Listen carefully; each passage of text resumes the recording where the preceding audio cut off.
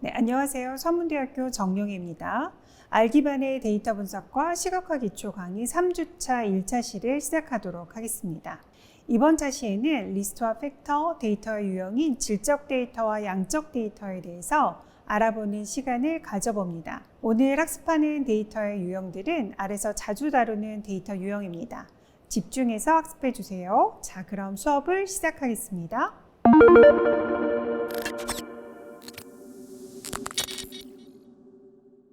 우선 리스트에 대해서 살펴보도록 할 텐데요. 리스트는 서로 다른 형태의 값들을 1차원 배열에 저장하고 다룰 수 있는 자료 구조를 이야기합니다. 리스트를 작성하는 방법을 알아두시는 게 매우 중요한데요. 리스트 변수명을 적어주시고요. 이렇게 화살표 표시해 주시고, 그리고 리스트라고 하는 함수를 써서 우리가 표현을 합니다. 리스트 안에는 변수명의 데이터를 이렇게 넣어가지고 표현을 할 수 있도록 하는데요. 리스트의 가장 큰 특징이라 할 수 있는 데이터는 어떤 것이든 대부분 가능하다라고 하는 것입니다. 그리고 여기에 하나만 들어갈 수 있느냐, 그렇진 않고요.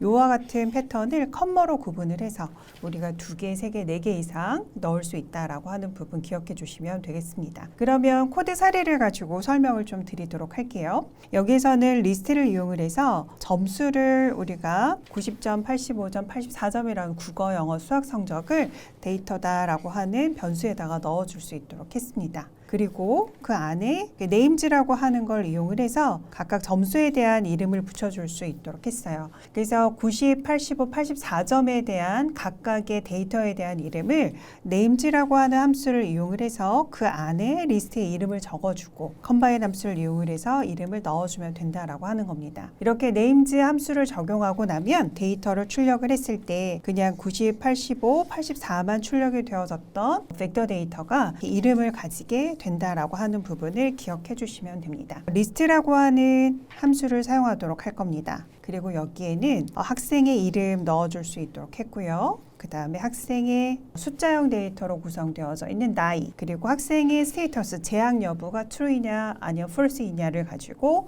재학이냐 그렇지 않냐를 우리가 구분할 수 있도록 했고, 스코어 이퀄 데이터를 써서 우리가 만들어준 요 성적값을 넣어줄 수 있도록 했습니다. 네, 그러면 리스트 스튜던트 1이라고 하는 리스트를 우리가 앞쪽에서 작성을 했고, 거기에 저장이 되어져 있는 데이터들을 한번 출력해 보도록 하겠습니다. 우리가 리스트의 이름을 적어주게 되면 그 데이터가 출력이 되어지게 되는데요. 그 안에 우리가 넣어주었던 내 이름, 나이, 그리고 재학 여부, 그다음에 스코어까지 이렇게 잘 표시가 되어지고 있는 게 보여집니다. 리스트의 가장 큰 특징인 여기 문자열 데이터, 숫자 데이터, 그리고 논리형 데이터, 이렇게 점수들의 1차원 벡터까지를 하나로 묶어가지고 처리할 수 있다라고 하는 점이 가장 큰 특징입니다.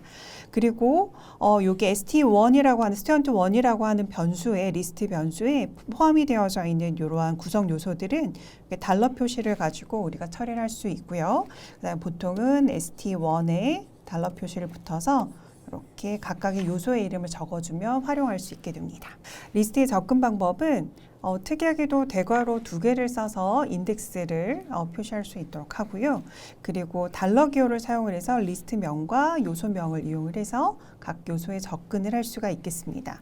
그리고 대괄호를 하나 쓰는 경우에는 요소의 이름을 사용할 수 있는데 요소의 이름은 반드시 큰 따옴표로 묶어주셔야 됩니다. 그래서 인덱스 넘버 첫 번째 것을 이용을 해서 데이터를 출력을 하게 되면 이렇게 처음에 넣어준 네임에 해당이 되어지는 우진킴이라고 하는 이름이 출력되고요.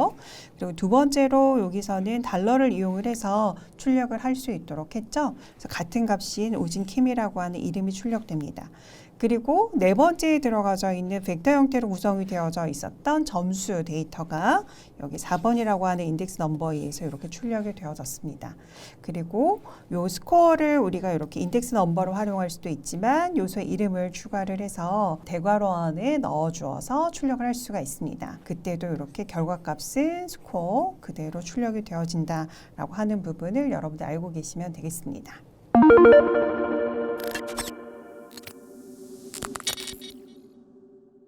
다음은 팩터입니다. 이 팩터는 아주 특별한 형태의 문자형 데이터다라고 생각을 하실 수가 있을 텐데요.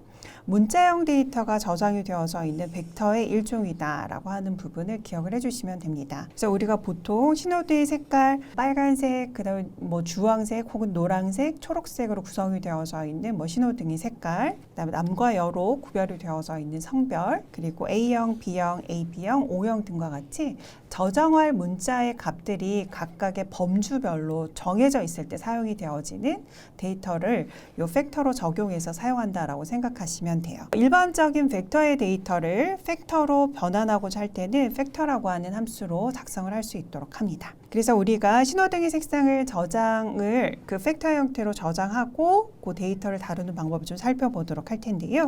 우선 신호등의 색상을 우리가 컴바인 함수를 이용을 해서 레드, 옐로우, 그린 그리고 레드 이렇게 넣어줄 수 있도록 했습니다. 그래서 신호등에 들어갈 수 있는 신호 체계를 쭉 고려를 해서 계속해서 순차적으로 나오는 것을 이렇게 표기했다라고 생각하시면 될 것 같아요.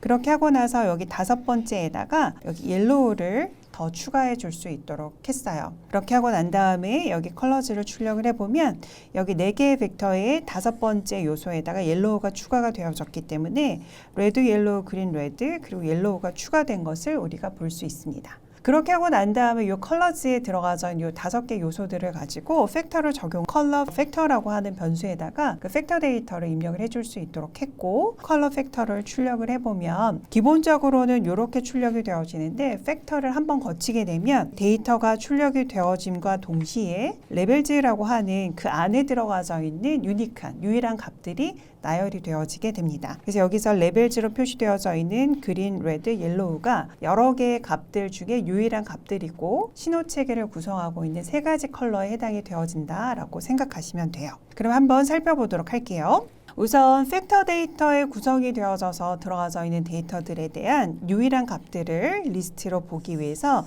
레벨즈라고 하는 함수를 사용을 합니다. 그래서 여러 개의 데이터가 들어가져 있지만 그 안에 유일한 데이터들을 확인하기 위한 함수로 레벨즈 기억해 주시면 되고요. 이 레벨즈에 구성이 되어져 있는 이 3개의 값들에 우리가 as 인티저를 포함을 시키거나 혹은 적용하거나 as 누메릭을 적용을 하게 되면 팩터 변수에 들어가져 있는 레벨 값들을 숫자로 표현을 할 수 있도록 합니다.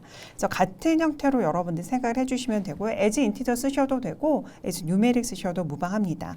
결과값은 여기 그린이 1번이고 레드가 2번 그리고 옐로우가 3번이 되거든요. 그래서 여기 23123, 23123이라고 하는 숫자로 표현이 되어진 레벨 값들을 여러분들께서 확인을 할 수가 있겠습니다. 그렇게 하고 팩터 변수에다가 데이터를 좀 넣어보도록 할게요. 6번째에는 그린이라고 하는 데이터를 넣어줄 수 있도록 했고요. 7번째 요소로 오렌지를 넣어줄 수 있도록 했습니다. 이렇게 넣어줄 수 있도록 했더니 워닝 메시지가 뜨게 되죠. 그래서 여기서 살펴보면은 팩터의 레벨 이 올바르지 않아서 NA가 생성이 되었다라고 워닝 메시지가 뜨게 돼요. 프로그램이 중간에 에러가 떠서 멈추지는 않지만 올바르지 않은 예를 들면 그린, 레드, 옐로우 값 이외의 것들이 들어오지 않았기 때문에 NA, not available이라고 하는 특별한 값을 생성을 시켜줄 수 있도록 합니다. 그렇기 때문에 여기 컬러 팩터를 우리가 출력을 해보게 되면 여기서 레드, 옐로우, 그린, 레드, 옐로우, 그린 이렇게 하고 이렇게 결과값들이 출력이 되었다라고 하는 것을 우리가 알 수 있고요. 그래서 우리가 다루는 자료들이 어떻게 나누어지는가라고 하는 부분에 대해서 좀 살펴보도록 하겠습니다.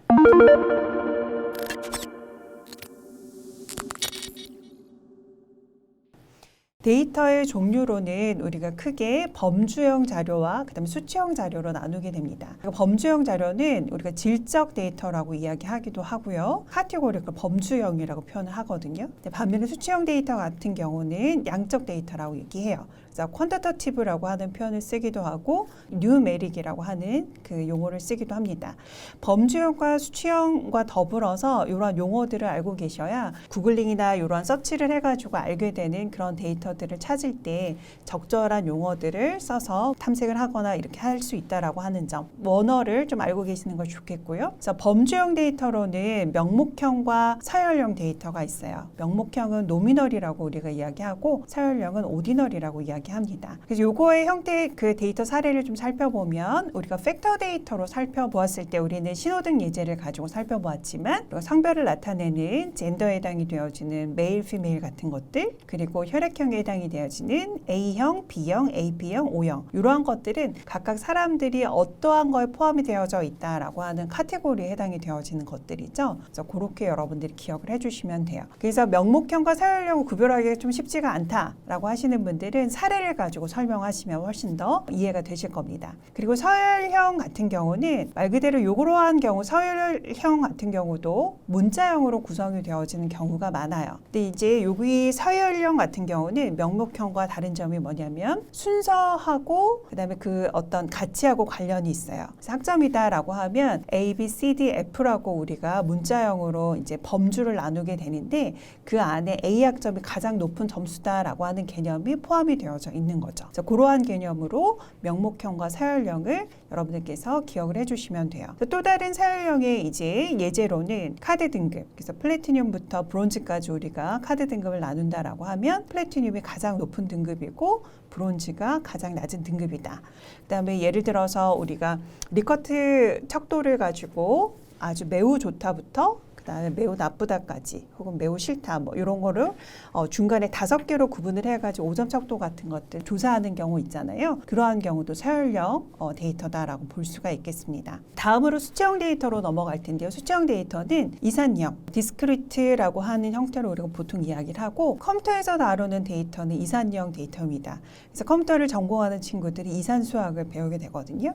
그래서 이산형 데이터는 똑똑 떨어지는 수다라고 생각을 하시면 돼요. 그래서 결국 컴퓨터는 0과 1로 구성이 되어져 있는 데이터로 구성이 되어 있어서 똑똑 떨어지는 값을 가지고 데이터를 표현을 하거든요. 그래서 우리가 이제 이산이라고 하는 표현을 써서 컴퓨터 공학에서 다루는 수학들을 이제 이야기하고 있는 거고, 연속형 데이터 같은 경우는 끊김이 없는 데이터라고 생각을 하시면 돼요. 물론 연속형 데이터를 우리가 예를 들면 온도계 같은 경우에는 끊임없이 온도가 올라갔다 내려갔다를 반복하게 되는데 교수님 똑똑 떨어진 25도, 24도 이렇게 표현해 주는데요 라고 생각하는 친구들도 있을 텐데 그것은 실제로 25도에서 26도로 넘어가는 사이 25도에 더 가까운 값으로 샘플링이 되어지는 경우, 값이 추출이 되어지는 경우에 거기에 매칭이 되어진 대표값을 가지고 25도라고 칭하게 되는 거죠. 그래서 연속형 데이터라고 하면 보통 키, 몸무게 우리가 예를 들면은 180cm에서 181cm로 갑자기 커지지 않잖아요.